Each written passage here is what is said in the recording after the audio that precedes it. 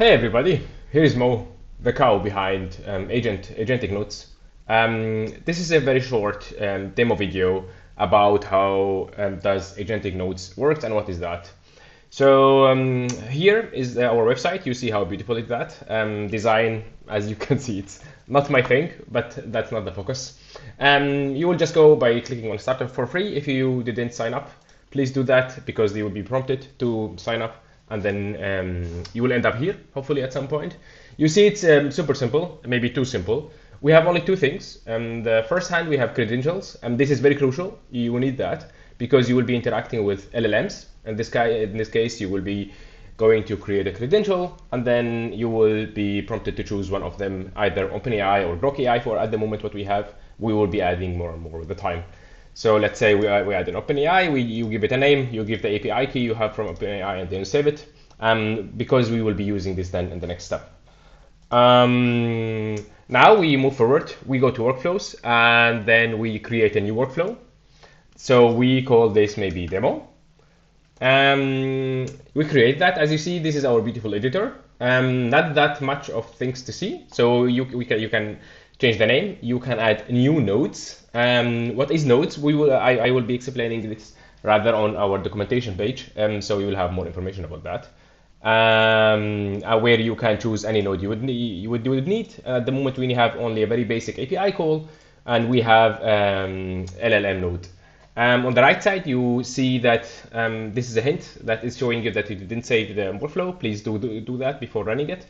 On this button or on this icon, you can run the workflow. Here, you need to save it. You can also be saving it on Windows by Control C or Command S, I guess, on Control S, sorry, on Windows.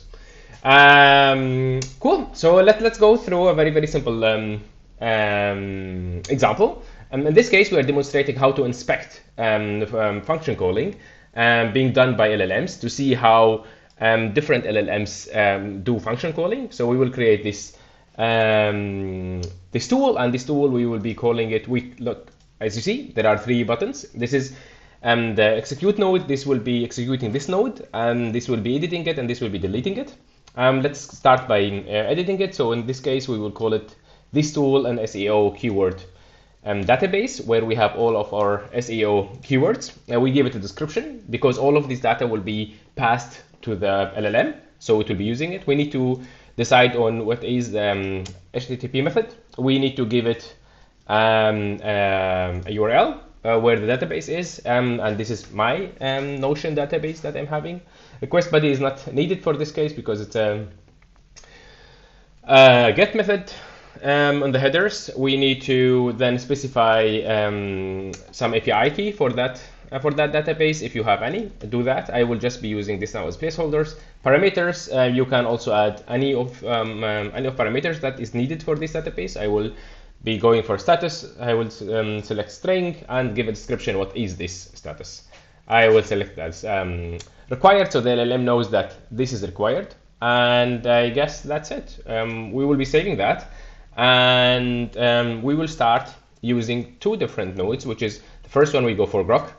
At Grok, we will first go and call it SEO marketing strategist. We give it some description. I will not go through it, the prompt, because then it would be just too long. But as you see, I'm just giving him the role that you are an SEO expert and blah, blah, blah. And you have some tools that you can call to get the information you need. So we just need to check if this LLM is able to understand our task to run this call, yes or no. The same thing, I'll go for the assistant prompt, and then I'll give it my user prompt, which is then analyze the keywords. And now I select the model. My favorite for tool calling or for function calling is the LLM, is the Llama 3 Grok tool use preview, which works perfect for that. Here you need to choose the credential you have created, and those we can leave them as they are. We have saved that. Now we need to test this against the one from OpenAI, for example. Let's go for the. Please keep it in mind that when you create, it will put it at a random place. So just be aware to search for it. It's a little bit of a struggle. This UX I hopefully will be improving with the time, but not today, definitely. So yes, for OpenAI, we will do the same. We will just copy the same prompt just to check if these guys understand what we want. The same for assistant, user prompt. We select the model. I will go for the mini. So we go for the OpenAI 4.0 mini. And we choose the credential, we have the production, the same thing, we click on save. Now we need to save the whole thing before starting, because if you want to run it, hopefully it will tell you go and save it. So please save it first. Now we need to connect it. We connect this tool with this guy, and this tool is also connected to this guy. So this guy is having this tool, this guy is having this tool, we save it again. And now we can call them. We can call them either separately, or we can call the whole workflow, which will be running all of them. So from here you call the whole workflow. From here you will be calling them separately on each. We can call them on separately by executing.